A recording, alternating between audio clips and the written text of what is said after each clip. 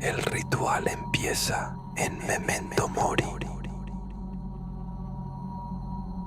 4 relatos te arrastrarán, caminos donde la muerte vigila, brujas que rehúsan descansar, habitaciones devoradas por la penumbra y maldiciones pintadas en lienzo. Estás dentro ya, no hay vuelta atrás. Lo que escuches ahora cambiará tu existencia para siempre.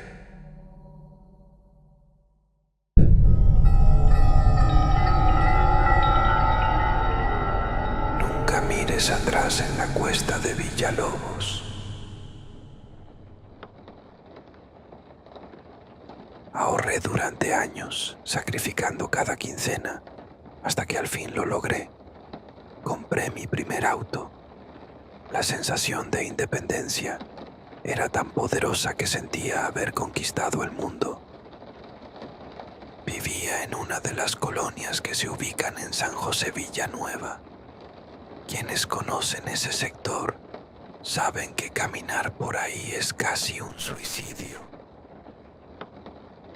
Calles solitarias, oscuras, peligrosas. Por eso el auto no era un lujo, era mi salvación. Me libraba de pedir jalón, de exponer mi cuerpo a la incertidumbre de la noche. Los primeros 15 días fueron un sueño. Llevaba a mis amigas a casa, manejaba de noche sin miedo, respiraba una libertad que a mis 23 años me parecía un triunfo absoluto. Pero una noche todo cambió. Regresaba del banco donde trabajaba. El tráfico en la bajada de la cuesta de Villalobos estaba completamente detenido. Miles de luces rojas iluminaban la penumbra, reflejándose en los metales y cristales de los autos atrapados. Esa carretera es famosa por los accidentes que, a lo largo de los años, han cobrado incontables vidas.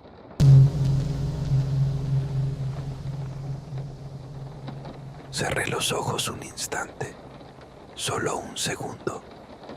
Cuando el carro de adelante avanzó unos metros, el claxon detrás de mí me devolvió a la realidad. Con un sobresalto en el pecho, avancé lentamente, deteniéndome de nuevo. Fue entonces que alcé la mirada hacia el retrovisor y lo vi, una silueta en el asiento trasero. Era una mujer. Sus ojos estaban desorbitados, la boca abierta en un grito mudo, como si un espanto invisible le arrancara el alma sin dejar salir sonido alguno. Sostenía a una niña pequeña entre los brazos. La apretaba contra su pecho, temblando, llorando sin lágrimas, como si intentara protegerla de algo que yo no podía ver. El aire en el auto se volvió espeso, irrespirable. Mi piel se erizó y un sudor helado recorrió mi espalda. El miedo me paralizó, clavándome las manos al volante. Entonces giré la vista al frente y lo presencié.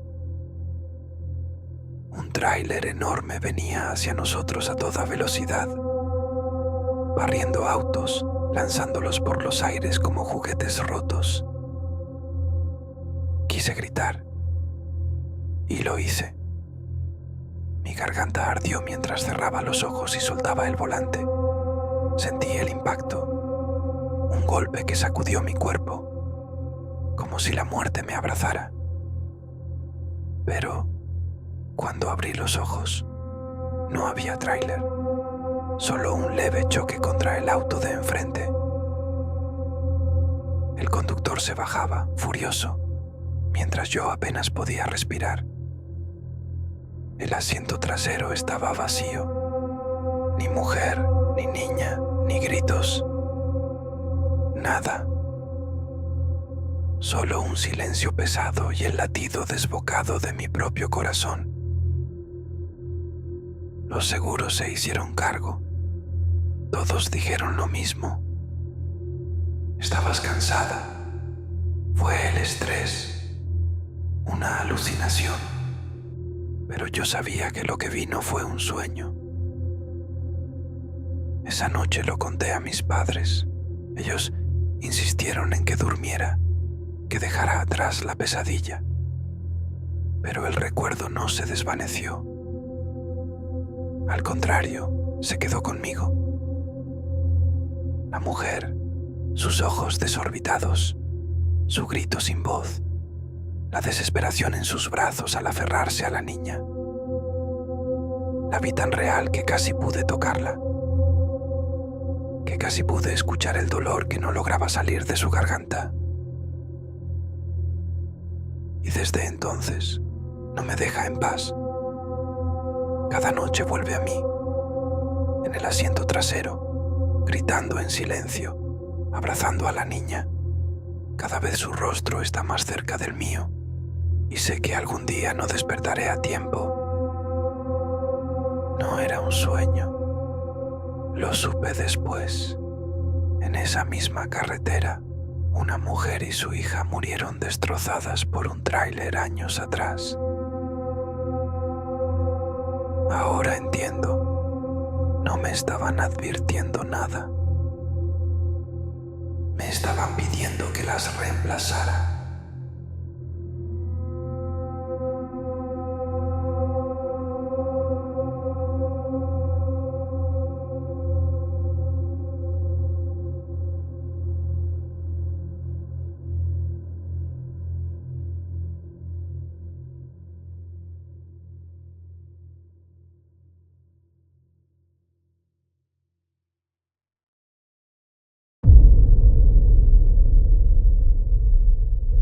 La bruja que desapareció de la morgue. Fui forense del INASIF toda mi vida. Siempre trabajé en la sede de la Zona 1, allí en la 14 calle, un lugar donde vi cosas que harían temblar a cualquiera. Pero solo una experiencia logró helarme la sangre y dejar una marca imborrable en mi memoria. Esa noche, entre el silencio de la morgue, mi mesa fue ocupada por el cuerpo de una anciana, de aspecto demacrado, cuya fama la precedía. Decían que era bruja, con pactos con el demonio. No era la primera vez que recibía cadáveres con historias parecidas, y hasta entonces, para mí, no eran más que cuentos de pueblo. La mujer había muerto de una extraña enfermedad, nada que involucrara violencia. Solo debía extraer algunas muestras y dejar el cuerpo listo para la funeraria. Sin embargo, al retirarle la ropa, noté algo inquietante. Su piel estaba cubierta de extrañas marcas, no tatuajes, sino pequeñas incrustaciones metálicas que parecían llevar décadas allí.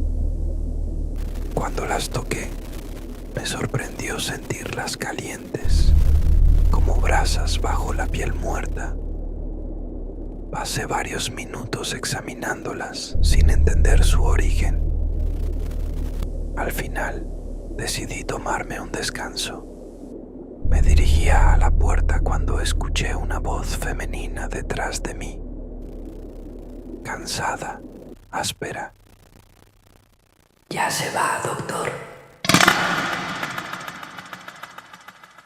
Se me erizó la piel.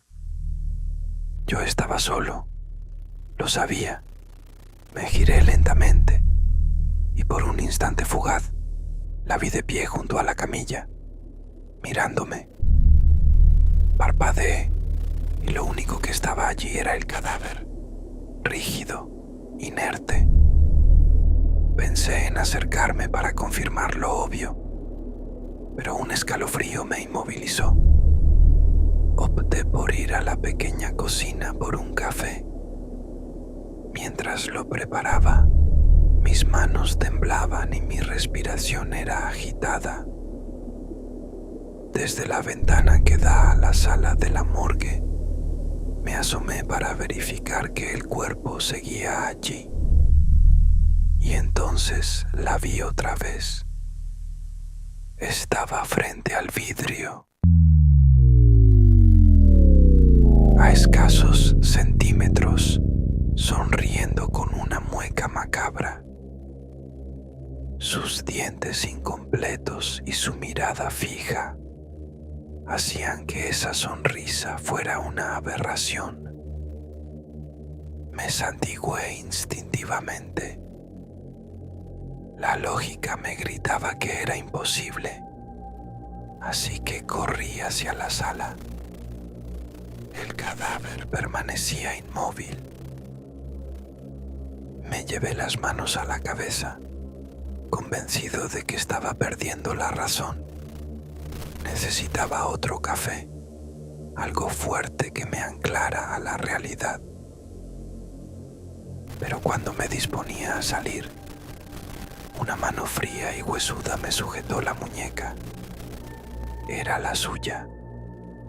Sentí la fuerza de esos dedos muertos apretándome. Lentamente, la mujer se incorporó y con la misma voz apagada preguntó: ¿Por qué se va, doctor? Y rió.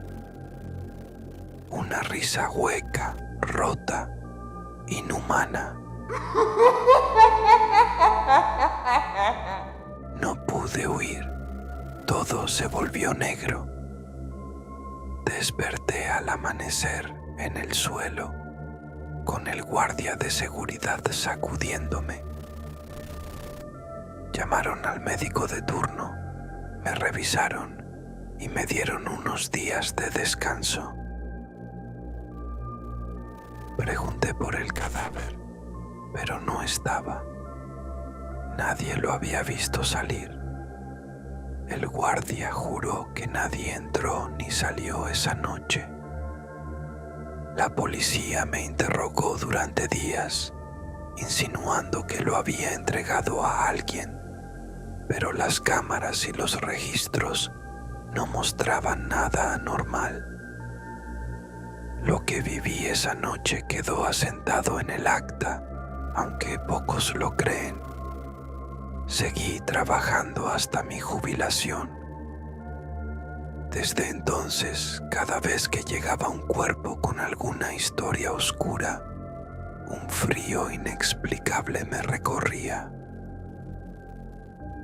Nunca volví a vivir algo parecido, pero tampoco volví a sentirme solo en la morgue.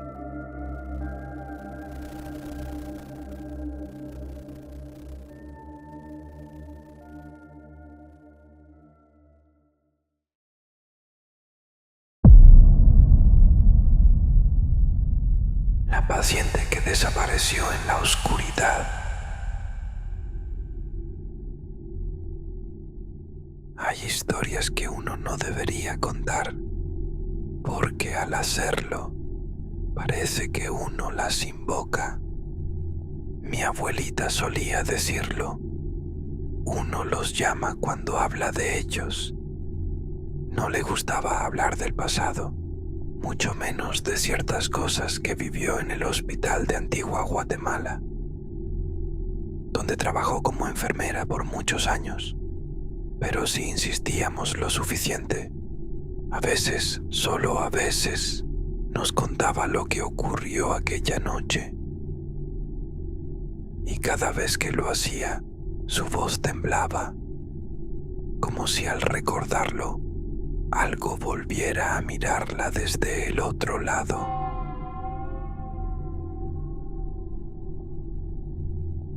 Era un turno tranquilo, silencioso incluso, algo raro en un hospital viejo como ese. Eran casi las 10 de la noche cuando llegó la ambulancia, rompiendo la calma con sus luces parpadeantes. Llevaban a una joven. No tendría más de 25 años. había ingerido una fuerte dosis de pastillas. Intento de suicidio, según los bomberos. Pero sus padres decían otra cosa. Ella no quiere morir. La están tratando, pero no nos creen. No entienden que lo que tiene no es de este mundo, decía la madre, desesperada, con las manos temblorosas y los ojos inyectados de miedo. Decían que la joven estaba poseída, que lo de las pastillas no era un intento por quitarse la vida, sino un intento por huir de eso que la perseguía.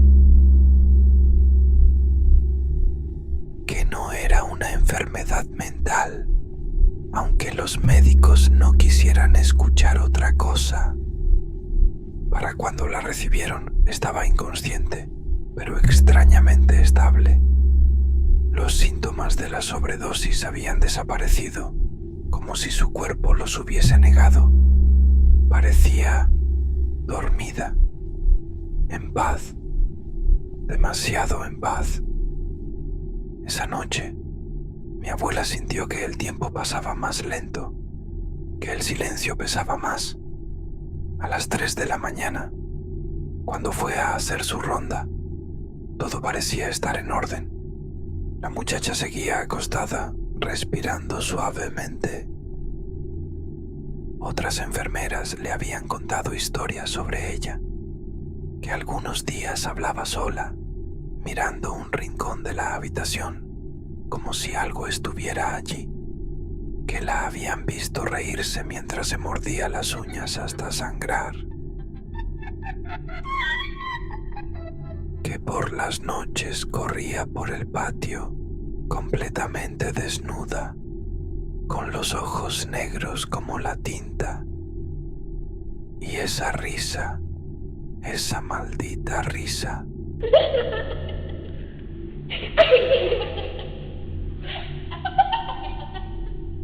Pero esa noche dormía. Mi abuela estaba por continuar su ronda cuando escuchó un crujido, un movimiento leve. Algo en ella le decía que no debía voltear, pero lo hizo. Fue instinto, curiosidad, o tal vez el principio del error. Y aquí es donde ella siempre hacía una pausa.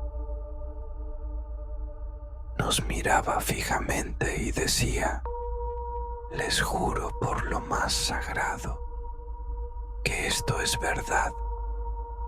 La chica seguía acostada, pero la estaba mirando. No parpadeaba. Sus labios se movían, murmurando cosas que no se entendían. Y sí, se reía. Se mordía las uñas, despacito, mientras esa sonrisa torcida se abría paso en su rostro.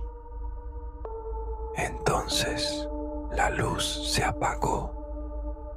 Solo fue un segundo. 1. Pero fue suficiente. Cuando se encendió de nuevo, la joven ya no estaba acostada. Estaba parada sobre la camilla, con los brazos extendidos hacia mi abuela.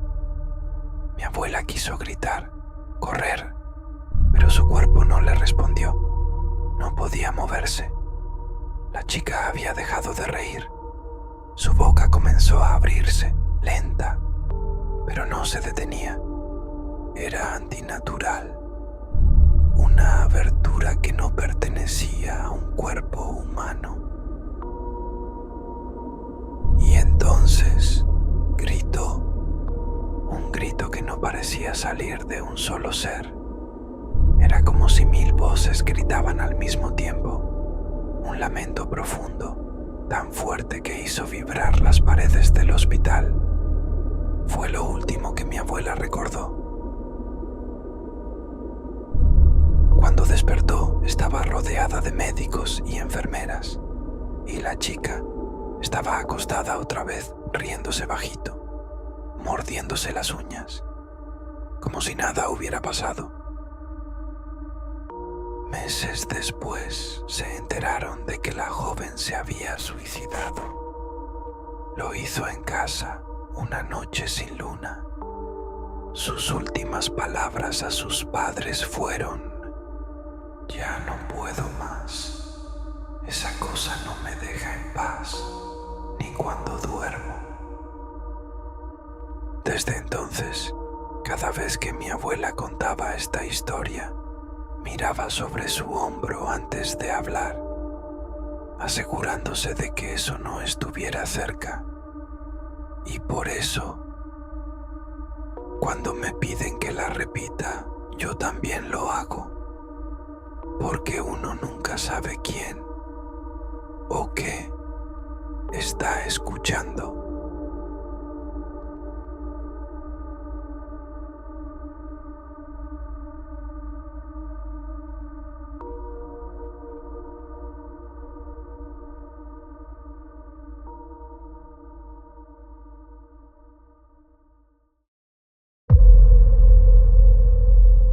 El cuadro me condenó al infierno. Crecí bajo el mismo techo que mi abuela. La vi apagarse lentamente, consumida por los años, hasta que a los 94 su cuerpo decidió rendirse. Cuando murió, la casa pasó a mi nombre. La herencia era clara. Una condición, solo una: no mover los cuadros ni los muebles, nunca. Especialmente ese cuadro, el del pasillo del segundo piso. Desde niño evitaba mirarlo. Cada vez que subía con la sopa para mi abuela enferma, corría mirando al suelo. Me negaba a cruzar los ojos con aquella figura.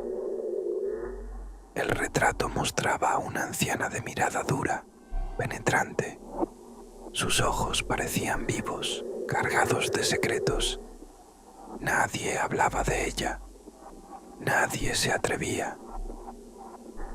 La abuela siempre repetía que el cuadro debía permanecer ahí, intacto.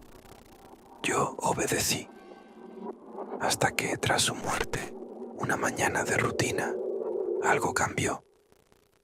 Mientras preparaba café y pan, crucé el pasillo y casi dejó caer todo. El cuadro no era igual. Su rostro se había transformado. Ya no era seria. Ahora fruncía el ceño, enfocando algo invisible. Su mirada era fría, hueca, inhumana. Un escalofrío me paralizó hasta el tuétano. Corrí por una sábana y lo cubrí. No quería ver esa expresión nunca más.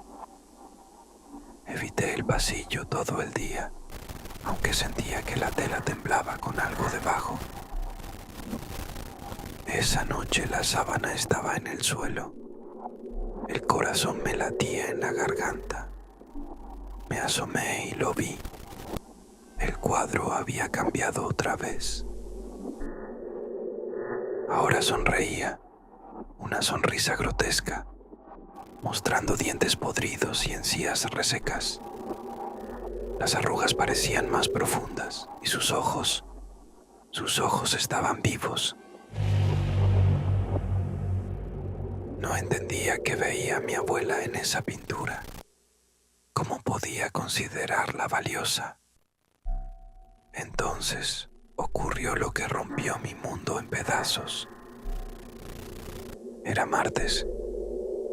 Desayunaba cuando la sentí. Una presencia. Alcé la vista y una cabeza blanca, arrugada, se asomaba desde la puerta. Sus ojos me eran familiares. Grité como nunca antes. Corrí al pasillo, pero solo estaba el cuadro con su expresión severa. Lo juro, esa cabeza había salido del lienzo. Su cuello se estiraba como de trapo, serpenteante, observándome desde el umbral. Decidí comprobarlo. Coloqué una cámara frente al cuadro y me marché 3 días. Al volver, subí con el estómago encogido. El cuadro ya no mostraba ceño ni sonrisa. Ahora ardía en pura furia, como si me odiara, como si supiera mi secreto. Revisé las grabaciones. Día 1. Todo normal hasta la noche. La cabeza giró lentamente. Observaba y después salió. El cuello se alargaba imposible, recorriendo cada habitación. Husmeaba, buscaba, y cuando volvió al cuadro, sonrió como satisfecha. Día 2. Esta vez avanzó más. Su cuerpo desproporcionado emergía, encorvado, rozando el techo, todo sostenido por ese cuello interminable. Gritaba, lloraba el nombre de mi abuela. Su lamento desgarraba el aire.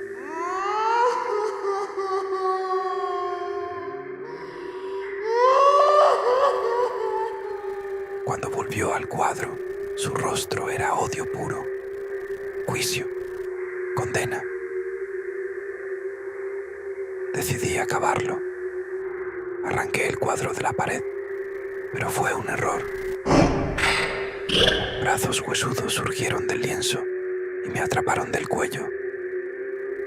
Sus uñas se hundían en mi piel. No podía respirar. La vida se apagaba segundo a segundo. Con un esfuerzo inhumano logré soltarme y la lancé lejos. Ella se retrajo, quedando en el cuadro con el cabello revuelto y una mueca de desprecio absoluto. Llamé a mi padre, temblando. Le conté todo, esperando burla o incredulidad, pero no. Su voz fue seca. Hijo, esa anciana es tu bisabuela. Murió ahorcada, se quitó la vida. Me helé. Y entonces él continuó. Ese cuadro lo pintó tu abuela el mismo día del suicidio, a petición de tu bisabuela. Quería que la cuidara. ¿Cuidarla? ¿De qué? Mi padre remató. Ese cuadro lo vio todo. Y lo entendí. El retrato conocía mi pecado, mi crimen. Recordé la sopa, la que envenené. Recordé a mi abuela agonizando mientras yo bajaba las escaleras. El cuadro fue testigo. Ella lo sabía. Entonces lo sentí. Una respiración detrás de mí, helada, lenta. Me giré y estaba ahí, altísima, encorvada, con ojos de furia. Me atrapó otra vez del cuello. La presión era insoportable. Estaba por morir cuando escuché pasos en la escalera. Mi hermana. La anciana se desvaneció en el cuadro. Ella me había salvado sin saberlo. Le pedí que guardara el retrato en el sótano. Mientras lo bajaba, la figura me dedicó un gesto, una seña de muerte. Jamás volví a entrar a ese sótano, pero a veces, en la quietud de la noche, escucho la manija del sótano girar, lenta, una y otra vez, como si alguien intentara salir, como si esperara por mí.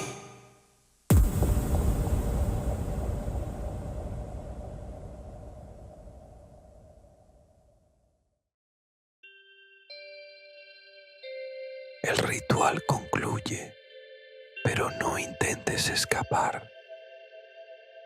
Lo que escuchaste ya es parte de ti.